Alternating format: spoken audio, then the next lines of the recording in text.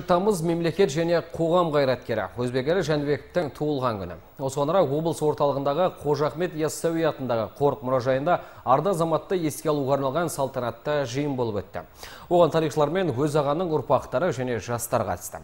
Ал жиында өз заманда қарабасының қамынан қазақтың болашағын биік қойған азаматтың өмір жолынан естеліктер айтылып, қайраткердің өзі қолданған заттары көрмеге қойылды.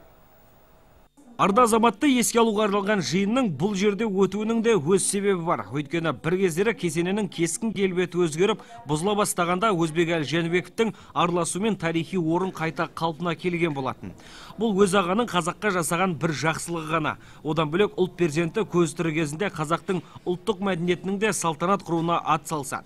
Ұлттық нақыштағы киімдер мен музыка аспаптарын зерттеуге көп көңіл бөледі. Бүгінгі шара кезінде сол туралы естеліктер айтылды. Биыл осы Әзірет Сұлтан қорық мұражайына 40 жыл болып жатыр екен. Бұл мұражайдың дүниеге келуі оңай шаруа болған емес. Біз кішкентай кезімізден құлағымызға қойып өскен осы мұражайдың дүниеге келуінің өзіне де өз ағаңның тырмысқан көптеген еңбектері әсер етті деп ойлаймын. Себебі ол кісі өзі Алматыда тұрса да, оның жүрегі барлық уақытта осы Түркістанда болатын. Бүгінде кезінде өзі қалпына келтірілген кесенеде Өзбекәлі Жәнібеков көрмесі жұмыс істейді. Ол жерге бас сұққан жан қайраткердің өнегелі өмір жайлы мол мағлұмат алып, оның шығармашылығымен танысады. Бұл көрмеде Өзбекәлі Жәнібеков ағамыздың пайдаланған заттарын көріп отырсыздар. Өзінің киген киімдері, сонымен жазған еңбек кітаптары.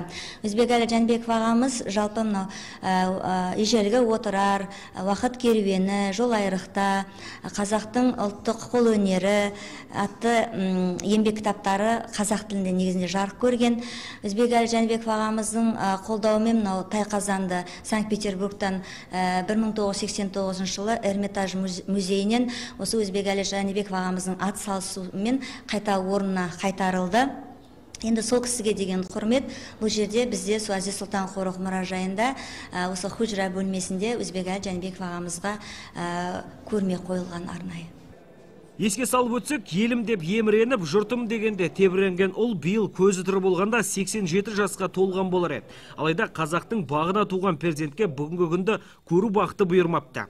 Себебі қазақты өткенімен қауыштырып, ұлылармен табыстырған ол 1998 жылы 67 жасында өмірден озды. Алайда оның еткен еңбегімен жазған дүниелері әлі жұрт жадында жүр. Себебі ел үшін еткен еңбек ешқашанда ұмытылып, ешқашанда естен шықпаған емес. Түркістан қаласынан Нұрсұлтан Абдрашид, Мақсұт Жарылқасын, Талғат Елебеков, Мұхаммұратұлы, Тұран Ньюс.